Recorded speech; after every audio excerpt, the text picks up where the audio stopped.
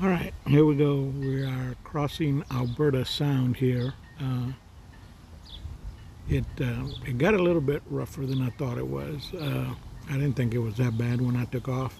Uh, According to the weather, it was only uh, 10-mile-an-hour winds. Well, it's a lot more than 10 miles an hour winds. As you can see, the boat's rocking pretty good. We're getting water over the bow and onto the windshield. Once it starts doing that, then it's bouncing around pretty good, and you can see, the horizon there as they're moving back and forth. It gets pretty choppy. Uh, but I decided, well, I'll just keep going a little bit further. I knew I could probably make it to Elizabeth City and tie up there overnight, and then take off the next day for the Dismal Swamp. Uh, that is the Dismal Swamp is right at about 22, 24-mile crossing. It's not bad. Here we are after the waters calm down a little bit. It's still kind of rough, but they're much better now. I stopped because I wanted to take a video of this dome that's out here.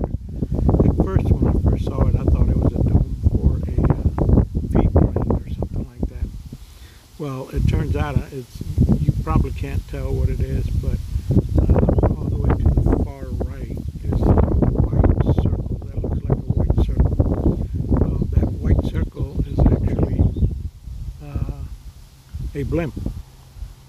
So I think what that is that's where they house the blimps. Anyway, I got to Elizabeth City, and they have free tie-up on the docks. They're not the best docks in the world, but hey, it's free, and you're welcome to stay overnight. They don't have any power or electricity, so you basically on your own. You just tie up, and that's it. They had a little thing going here. Two gentlemen that used to welcome the ladies as they came in with their ships by offering them roses, and these roses weren't here. What happened is when the owner passed away, they took the roses from his property and relocated them and put them here for him. So you can still get a rose when you come in, male or female, doesn't matter. If you want one, you can just cut one off of there. This was also kind of rough while I was sitting here. As you can see, the boat kind of bouncing around a little bit more, and the winds hopefully will die down. The next morning, I went ahead and got to this little marina here where I needed to pick up some fuel to make sure I had enough fuel to cross the Dismal Swamp. That little trawler in front of me, that is a 32-foot trawler. It's called a cameo. Come find out, there was a lady actually doing the great loop on this boat by herself. Well, not by herself. Her and her 3 dogs, I guess you can say it. But she kind of put me to shame because I had a smaller boat than that, and I ended up selling it to get the smaller one because I didn't think I could handle that size of a boat. Well, this lady outdid me. She's sailing this 32-footer on her own. It's a trawler. They're very good on fuel. They run on diesel, and they run for quite a while. They're not as fast as I am.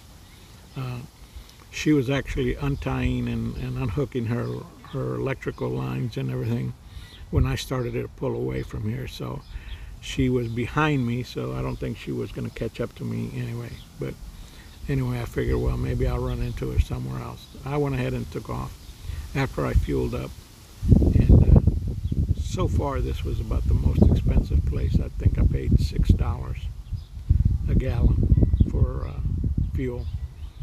And I'll tell you what, it gets a little ridiculous when you pay that much for fuel. But you can't blame anybody except, the oil companies. They always do this every once in a while just to kind of, so when they drop the price down, they think they've done you favors or something. But anyway, I'm not going to get into the politics of this.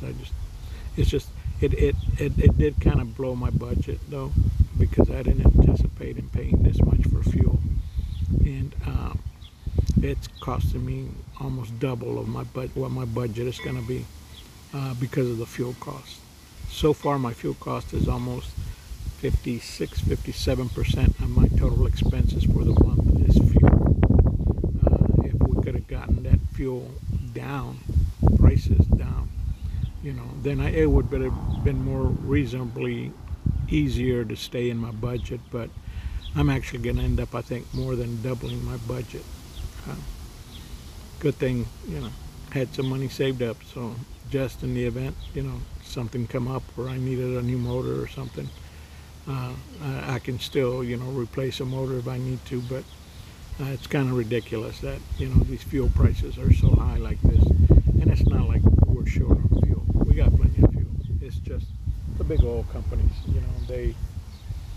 they find a way to jack up the price, I guess, they want to make sure they get another Mercedes or another Rolls Royce, added to their garage or something like that. But anyway, now here we are heading toward the Dismal Swamp. We will be going through a channel or through a lock when we get there. The lock is actually lowers, or it lowers you. Well, I'm sorry, it raises you about 5 feet, 6 feet, and then at the other end it lowers you about 10 feet. And by putting these two locks on each end, that's what allows the Dismal Swamp Canal to stay at a certain level of depth. That's how they can control how much water is in the Dismal Swamp. They used to have to keep a certain level. Now, what they did do also to fill up the water to keep the Dismal Swamp full, the canal, is that they made another dredge from another lake, not too far from where this swamp is. They dug a ditch from the lake to here, so that now the water flows from the lake into the canal here. So that helps it also stay at a constant height. And of course the two locks control how much water stays in the lock. We should be getting close now. And here we are. I actually forgot to film the going in through the lock. I forgot all about it by the time I realized I hadn't even taken a picture of going into the lock. But here we are going through the Dismal Swamp. Now, when you go through the Dismal Swamp, it's a no-wake zone all the way. So you got 22, maybe 24, 22 miles of idle speed. You cannot create a wake when you're doing this. That creates, a long day.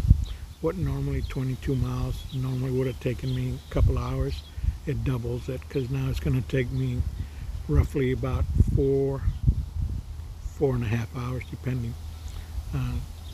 Here's a little Ranger. They call them Ranger tugs. Now, I think this one is a 27-footer.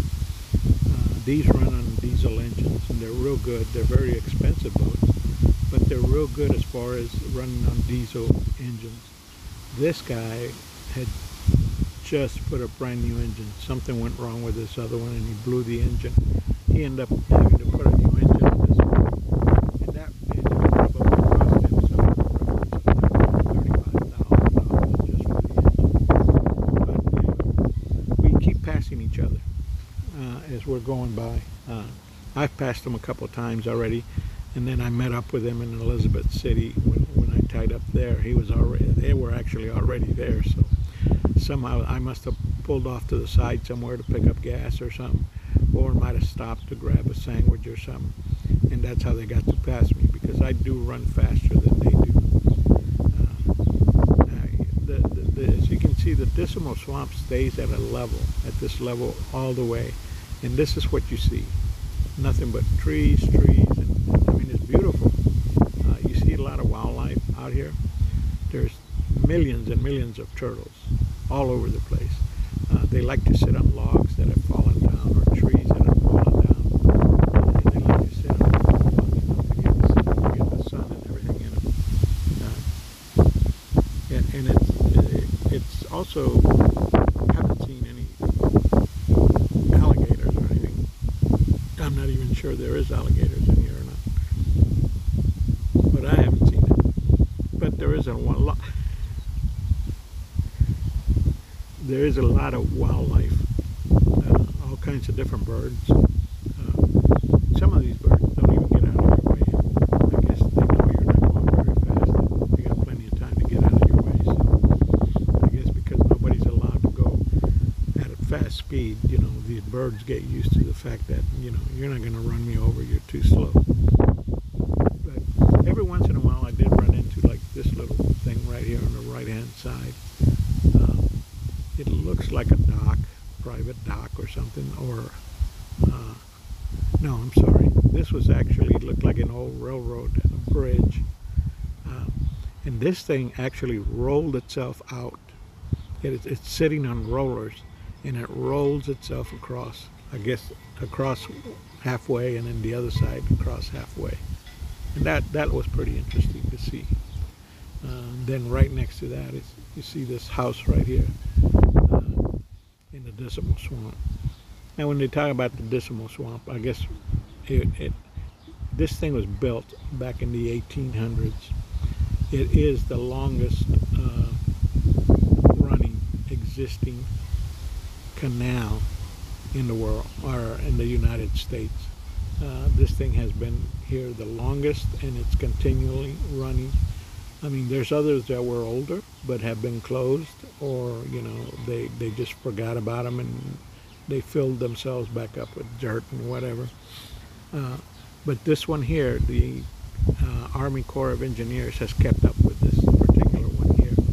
Mainly, there was a lot of history. I mean, this was also used back in, I think, the idea of building this was in the late 1700s. They got approved, but they didn't start building till in the early 1800s, and it took them quite a long time to build this thing.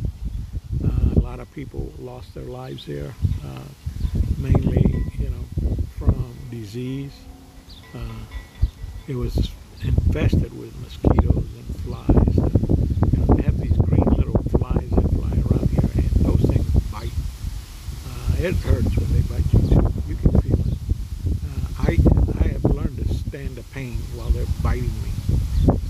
Give me enough time to grab a roll of paper towels or something so I can smack it, and then I end up turning it into fish food. You know, so after a little while, you kind of get used to it, and they're easy to hit with the roll of toilet. Paper towels, because they don't want to move. They want to keep biting you.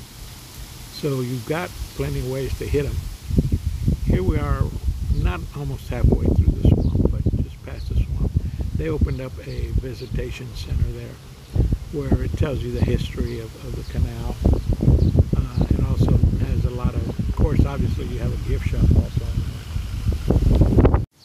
And you can also get here by driving over here, or through the swamp on a boat, which is what I did. But anyway, here's the history of the canal itself, how long, when it was built, and everything else.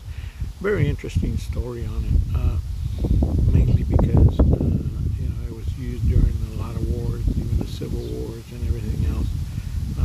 A lot of times, whoever had the advantage to the water and everything, obviously, had a better idea of winning the war. But anyway, they also have restrooms here, so it's a nice place to stop and pull off if you need to take a rest, take a break for a little while.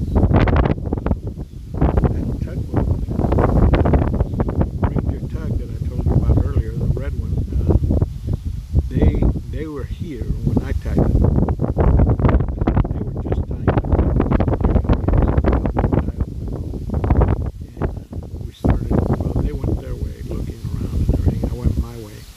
By the time I got back to my boat, they were long gone, so I guess they didn't stay very long. I did see them at the gift shop, I guess buying a t-shirt or something. For some reason, these people like to buy t-shirts. So everywhere they've been going, they've been buying t-shirts.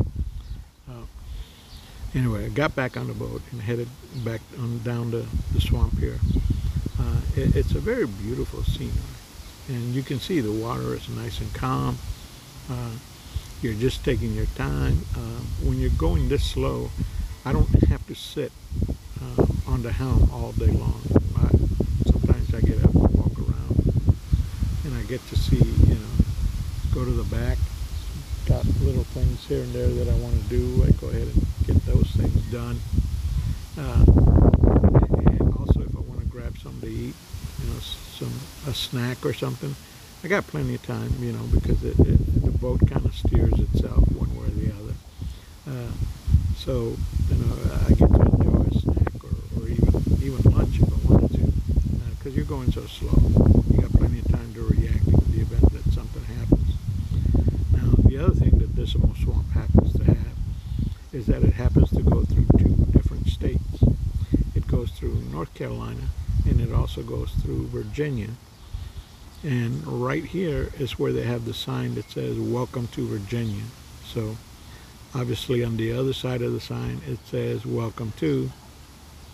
You should know that one already. But anyway, and here they have just a little sign that just says, "Welcome to Virginia." That's it. So once you pass that sign, you're no longer in North Carolina. You are now in Virginia. And so to me, that's just another state that I have to cross out of the 15 total states that I have to go through. Shortly, sooner or later, these states are going to come down to just a one-digit number pretty soon, because I've crossed so many of them, and I'm traveling a little bit faster than I thought I was. Here's some docks right here that are also put up here if you want to tie up overnight. If you don't want to travel all through the swamp in one day, you can just tie up here and stay overnight. First come, first served basis. As you can see, there was already a catamaran there sitting there. I had plenty of time. It was pretty early. I left real early in the morning. And like I said, we're only talking about 22, 23 miles here, so it's a total of 4 hours that I was going to be on the swamp here. I don't know if you can see it, but way further up there, I can see the tugboat guy again. Well, him and the lady with him. Here is the following day when they went ahead and opened up the bridge, and then this is the end of the Dismal Swamp canal there. That's where it ends. Once they open this bridge up, the guy that opens the bridge will also go down to the lock and lock you out. There was several things about the locks here is that they don't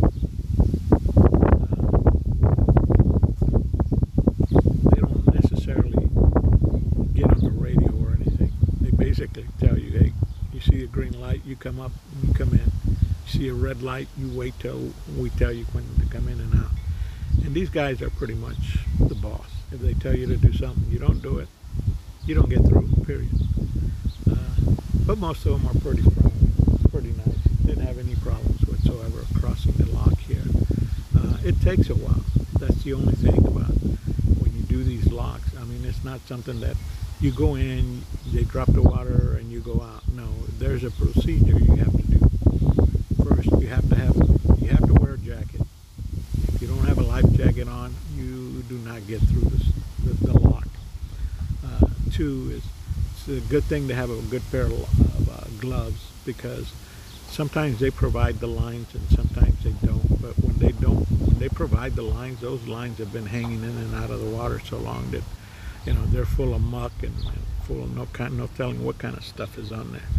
So to have a good pair of gloves, which I do, I always put on my pair of gloves whenever I'm going to cross through one of the locks here. As you can see, it's all real slow. You cannot fly in here. They tell you, hey, you can see the green light is on. That means go ahead and come on through. Now, when I came through, they only opened up one side of the lock, one gate. There's two gates here. They only opened up one gate. Obviously, I'm not a big boat. I didn't need to use up both gates. So they only opened up one gate for me. And as you can see up there, there's a guy standing there. That's basically where he wants me to stop. Then what he does is he'll take my lines and wrap them around those yellow poles there. And then you have to hold on to those lines as the boat is, as they're draining the lock. You got to hold on to the lines so that the boat doesn't go forward or reverse while they're dropping the water level. He wanted me to come up to where he was standing there, and I decided, okay, I can do that. But then for some reason, he just decided, well, no, he threw down the stick and he walked toward me. And I guess he wanted, figured now that I guess it's better to just tie him up right here. So he went ahead and wrapped a line around one of those yellow poles there. And again, it's once, even after he put the lines there, I'm just kind of sit and wait. What he has to do is he has to walk all the way to the other end and close the gate that he opened for me to come in. Once he does that, then he has to go out and check that gate that he closed and make sure that it's a tight seal. I guess so that doesn't allow water to come in. And as you can see, once he does that, now he's got to walk all the way to the other side. Well, he hasn't even gone to the back yet to unlock. Now he's heading all the way to the back to close the back gate. What he did was he just made sure that I tied up okay and everything was fine before he goes. Now he's gone to the back now, and he's closing the back gate. And once he closes it, he also checks it to make sure it did make a good seal. But then a few minutes later, after he does all of that, then you'll see him, he'll walk forward all the way to the other gate, which is in front of me. And then once he gets to that gate there, then he has to walk out and he does something. Maybe unlocks the lock or something, or maybe there's something there that has to be released so that the gates will open. But these gates don't actually open up and then the water starts draining. There's some kind of drainage system that's built into the bottom of these locks here.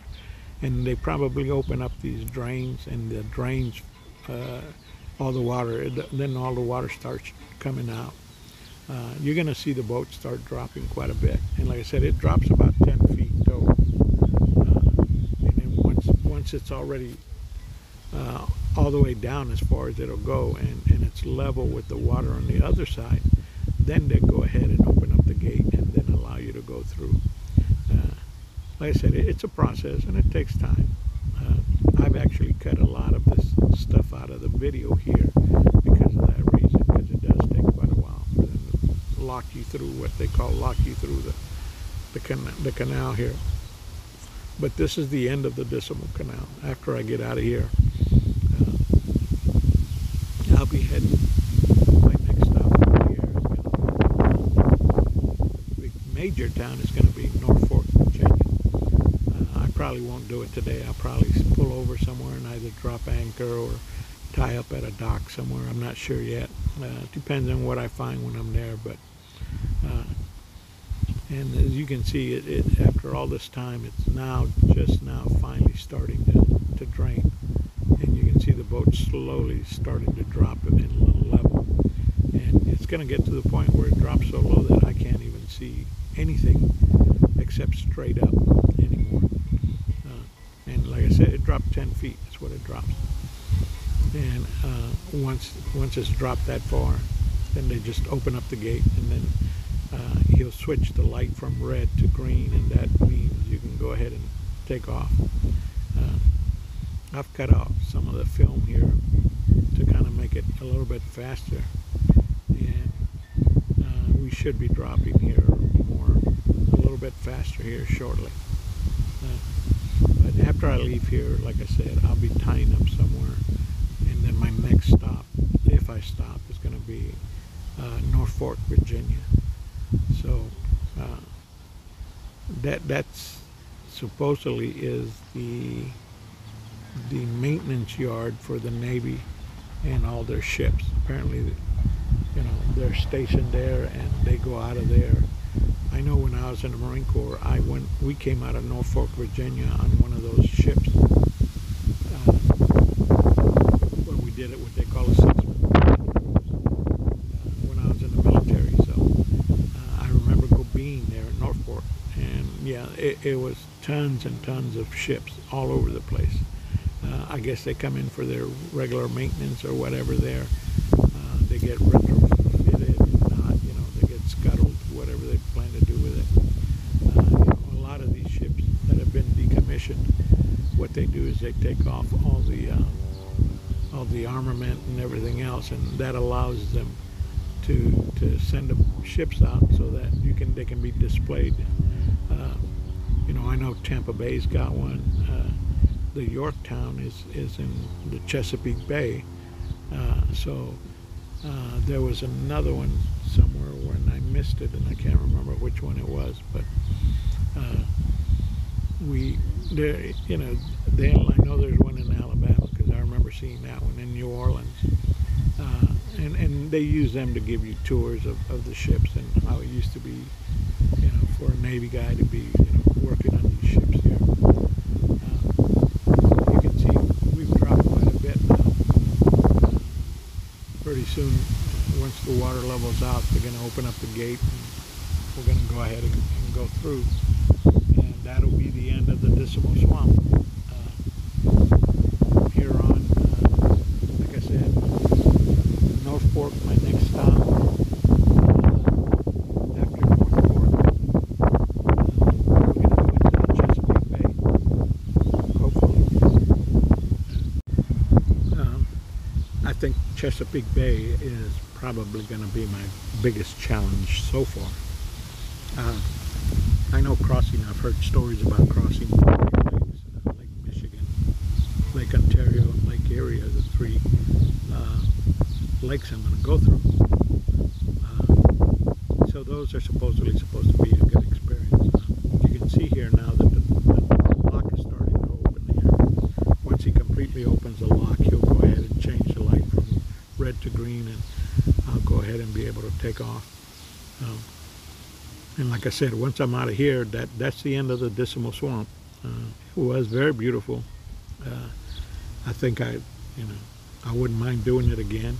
Even though you have to be at idle speed, you can't go fast. You actually get to see a lot of things, and you get to do a lot of stuff on your boat that you normally wouldn't have a chance to do because you're moving too fast. But I enjoyed that. I enjoyed doing this trip. There was another way around it. I could take the option of going through this route, or not go through this route and go through just a bunch of other cities and another canal, not actually canal, but river, and then end up in the same location.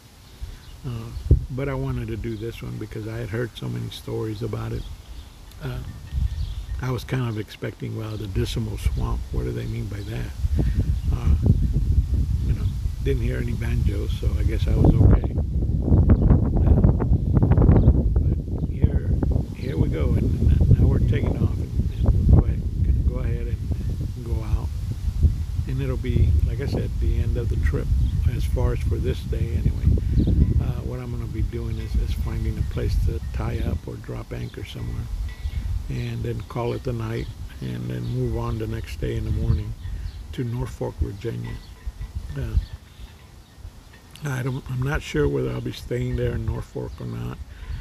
It just depends. A lot of times it really depends on the situation, what time I get there, what is there to do, or is there something, like some areas have locks and stuff like that, or some areas have docks and stuff where, you can tie up most of the day and walk around and see the city and everything. But like I said, when I get there is normally when I figure out what I'm going to do or what I'm not going to do. But this is about the end of this part, and that of course is the Dismal Swamp. I now went through North Carolina, and now I'm in Virginia, which is my next stop, I guess, is to see what's there. But this was fun. I enjoyed the tour. It was very beautiful. And I think if I had the option of doing it again, I would. Well, this is the end of this segment, and the next one is Why Not Norfolk. Thank you for watching. Bye.